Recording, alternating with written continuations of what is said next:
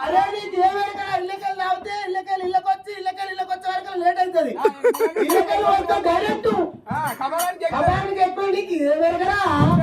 అరే తిరుపడవు నా పిల్లలు కూడా గిట్టే ఉండరా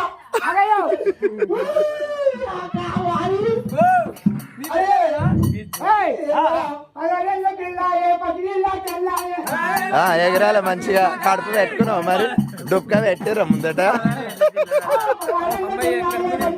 అదే డుక్క పెట్టినవా